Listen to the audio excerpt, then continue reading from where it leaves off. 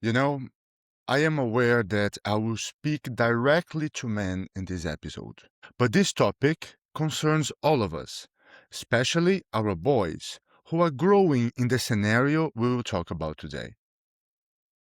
Let me ask you something. Nobody in your diversity training, your leadership development program, or your executive coaching sessions has ever had the guts to ask you directly, do you actually know what kind of man you are? Not the kind your company wants you to perform, not the kind the culture war has assigned you to defend or apologize for. Not the sanitized, HR approved, emotionally intelligent, psychologically safe version of masculinity that sits comfortably on a values wall. The actual kind, the raw kind, the kind that lives in your body before you've had time to manage it, frame it, or make it acceptable to a room full of people whose approval you've quietly been chasing your entire freaking career. Because here's what I am watching happen in real time in organizations across every industry and every culture I work with. Men who are so confused about what they're supposed to be, so caught between the old script that told them strength means silence and the new script that tells them silence means complicity, that they have stopped showing up at all. Not physically, they are in the room, but the authentic, opinionated, assertive, willing to be disagreed with version of them,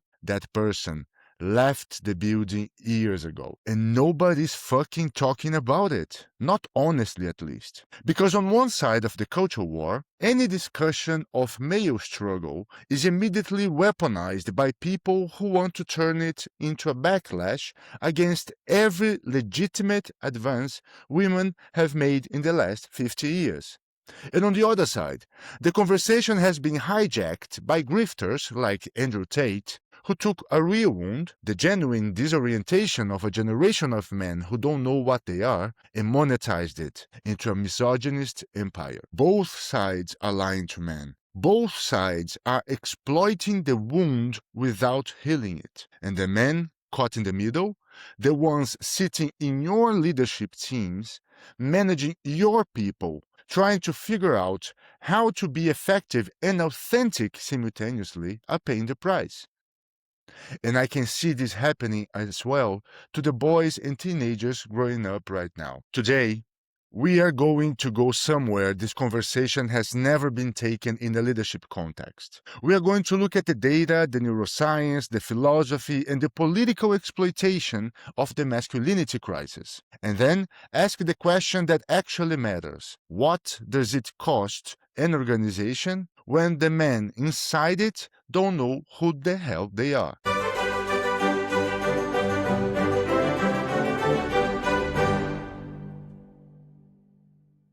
Welcome to the H2H experiment. I am João and I am your host. Today we go into territory that most leadership podcasts are too scared, too politically cautious, or too ideologically captured to enter honestly. This is not an episode that will make the left comfortable. It will not make the right comfortable either. Good. Because the masculinity crisis is real. It is documented. It is devastating. It is not political. It doesn't belong to the left or to the right. And the people currently dominating the conversation about it are making it dramatically worse. Let's be the ones who tell the truth. Let's start with the facts. All of them. Not the ones that confirm your prior. All of them.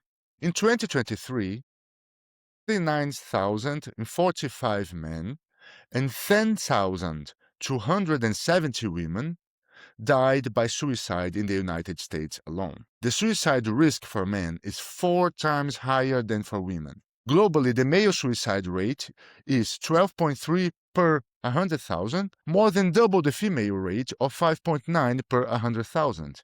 The World Health Organization has described this as a silent epidemic. Silent. That word should stop you cold. Not because the statistics are hidden, they're not, but because we have collectively decided across media, politics, and organizational culture that this particular epidemic is somehow less urgent than others. That the men dying at 4 times the rate of women don't quite constitute a crisis worth the same institutional attention we would give to any other demographic group suffering at this scale. Now, add the educational picture. In 2021, men received just 42% of bachelor's degrees awarded in the United States, the lowest male share on record. There are now 2.4 million more female than male undergraduates on U.S. campuses, 8.9 million women compared to 6.5 million men. And this gap is not stable. It is widening every year across every racial group in virtually every developed economy on Earth. And fewer than 1 in 5 men had contact with mental health professionals in the year leading up to suicide, compared to 35% of women. Men are dying at 4 times the rate and seeking help at less than half the rate. That is not a coincidence. That is a cultural pathology so deep and so normalized that we have stopped recognizing it as a pathology at all. Now, here's the part where I need you to hold 2 things simultaneously. A poll commissioned by the charity Hope Not Hate found that 80% of 16 and 17-year-old British boys had consumed content created by Andrew Tate. 80%. Not a niche, not a fringe. The dominant cultural influence on a generation of young men is a person currently facing criminal charges for rape, sexual assault, and human trafficking, who built his empire by telling boys that the disorientation they feel is someone else's fault, that women are the enemy and that dominance is the cure. Peer-reviewed research published in Cultural Sociology in 2025 confirmed that Tate's content packages hateful themes as self-improvement, and that it creates documented pathways towards extremist radicalization.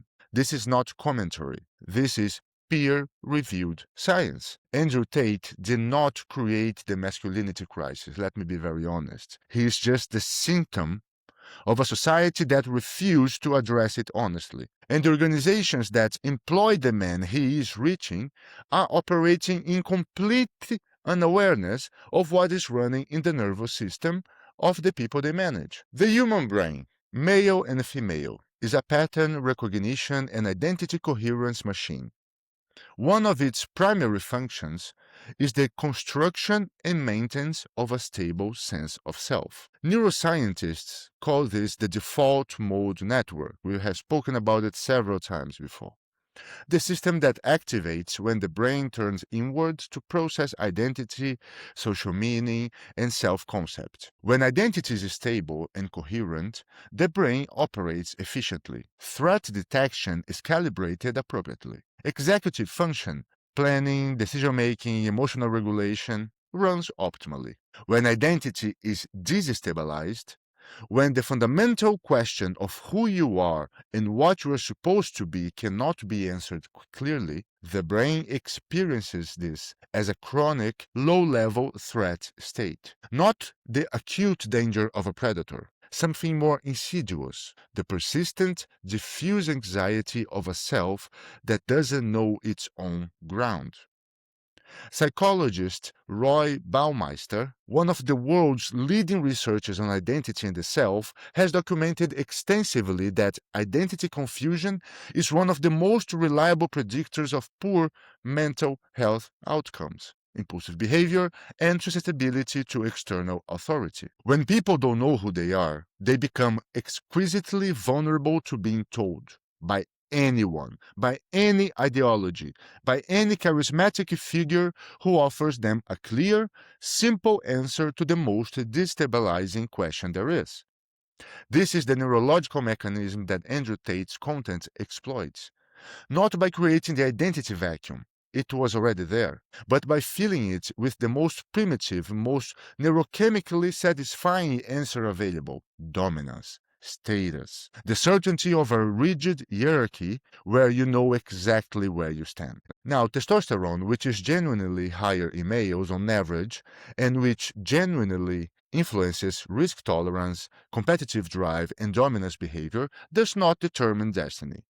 What research by Stanford neuroendocrinologist Robert Sapolsky shows is that testosterone is exquisitely context sensitive. It rises in response to competitive challenge, to status threat, to social hierarchy, and it drives behavior in constant interaction with the social environment and the meaning systems that environment provides. Remove a coherent meaning system from a testosterone-influenced brain. Place it in an environment of perceived status threat and identity confusion, and then expose it to content that promises status restoration through dominance. And you have a radicalization pipeline that doesn't require a single act of deliberate manipulation. The algorithm does the rest. And then that brain comes to work and sits in your meetings and manages your people with all that running underneath. Most people treat silence like a vacuum that will suck the authority right out of a room. We fill it with ums and ahs and corporate buzzwords because we're terrified of the void. But silence is not empty. It's where your leadership actually lives. In my book, Shut Up and Feel, I break down the anti-technique for human-to-human communication. It's a guide for leaders who are done with the masks and ready for the truth. We explore why your vulnerability is your greatest competitive advantage and how to command any room, not by talking louder, but by being more present. The world doesn't need another polished presenter. It needs a human. Search for Shut Up and Feel on Amazon, or just click in the link in the description of this episode. There are two dominant stories being told about masculinity right now. Both of them are lies. And the truth, the one that actually serves men and the people around them, is being drowned out by the noise of both. The first lie, the old script, strength means silence. Vulnerability is weakness. A real man provides, protects, and does not ask for help. He does not feel things publicly. His value is entirely located in his utility, in what he produces, in what he earns, in what he can carry. This script produced generations of men who were genuinely strong in some dimensions and catastrophically limited in others. Men who couldn't name what they felt. Men who led organizations through brute competence and left psychological wreckage in their wake without ever understanding why. Men who died statistically, measurably, rather than ask for help. The second lie, the new script. Masculinity itself is the problem. The assertiveness, the competitiveness, the risk-taking, the drive toward hierarchy, these are not neutral features of male psychology. They are the architecture of oppression. The solution is not to develop a healthier relationship to these traits. The solution is to dismantle them, is to eliminate them.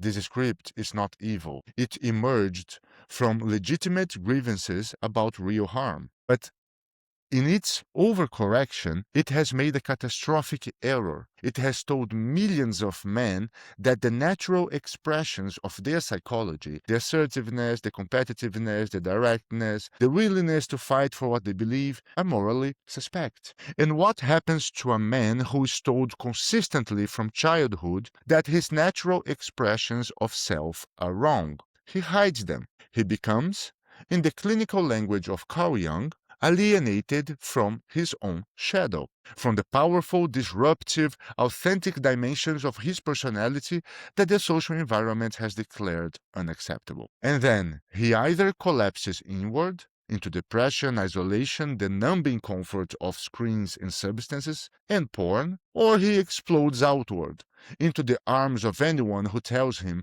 his authentic self is not only acceptable but heroic, into the manosphere, into the political movements that promise him his masculinity back in exchange for his critical thinking.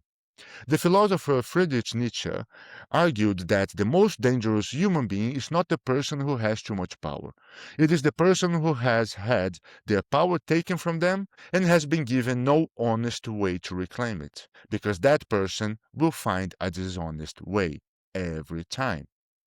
The Stoic philosophers offered something more useful than either lie. They understood that genuine strength was not the absence of feeling, but the mastery of it. Not the suppression of the authentic self, but its discipline. Not the performance of invulnerability, but the genuine cultivation of inner resilience.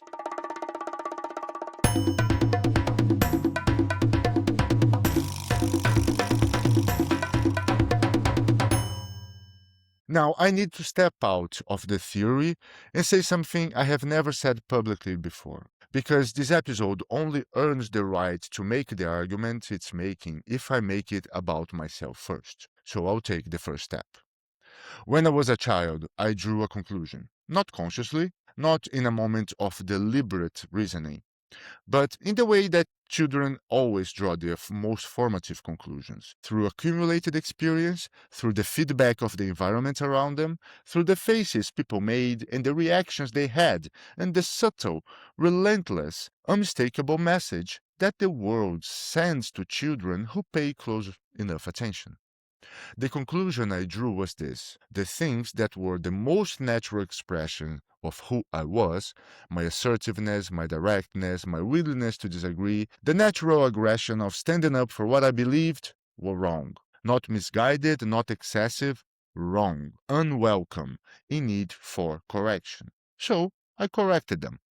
I became extraordinarily good at reading what people needed from me and providing it, at managing my natural edges, the sharpness, the directness, the fire, in service of keeping the room comfortable, at hiding the parts of myself that I had learned through painful repetition were not acceptable. And then I became a leader, and I brought all of that baggage with me. For years, I struggled to give honest, direct, difficult feedback. Not because I didn't see what needed to be said, I always saw it with extraordinary clarity, but saying it, letting the assertive, direct, potentially disagreeable version of myself speak in a professional context felt dangerous. Because somewhere underneath the leadership competence, the childhood conclusion was still running. When you are too much yourself, you lose the room. So I softened, I managed, I gave the feedback wrapped in so many layers of diplomatic insulation that the person receiving it often couldn't find the actual message. I led from a place of approval seeking that I had dressed up for years as emotional intelligence. And here's the brutal irony that I only fully understood in therapy. The traits that my childhood environment taught me were dangerously masculine, the assertiveness, the directness, the willingness to fight for what I believed, are precisely the traits that genuine leadership requires. My people pleasing wasn't the absence of masculinity. It was what happened to masculinity when it was told early enough and consistently enough that it was unacceptable. And my team paid for it. Not because I was cruel or incompetent, but because a leader who cannot give honest feedback, who shapes every difficult truth around the comfort of the room, is a leader who is prioritizing their own psychological safety over the genuine growth of people they are supposed to serve. It's a selfish act. I was protecting myself. I was calling it leadership. And the people around me who needed someone willing to tell them the truth were getting something considerably more comfortable and considerably less useful. Now, let me be precise about something before we get to the framework, because the word masculinity has been so thoroughly weaponized by both sides of this debate that it is almost impossible to use it in a nuanced way without someone on one side accusing you of misogyny and someone on the other side accusing you of weakness. I don't give a shit about either accusation, to be honest, because neither of them is addressing the actual question.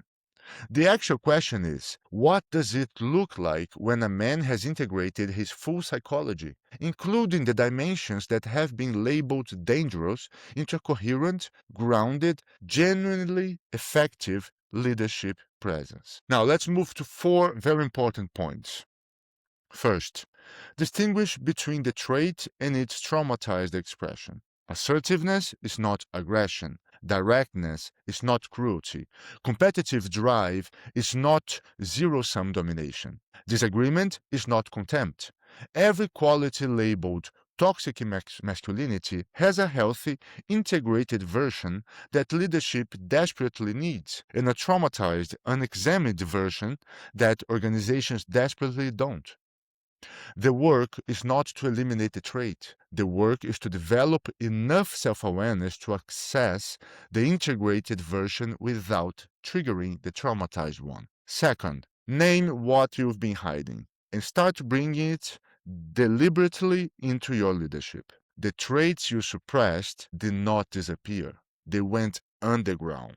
They go to your shadow, and they are expressing themselves sideways. They leak.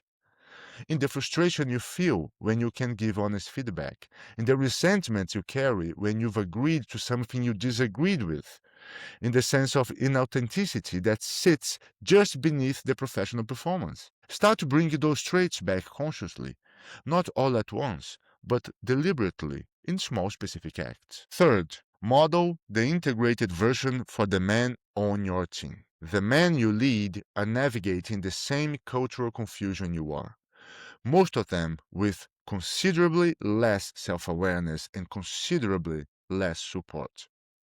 When you show them that assertiveness and emotional intelligence can coexist, that directness and genuine care are not opposites, you give them something neither the old script nor the new one has offered, a living model of integrated male leadership.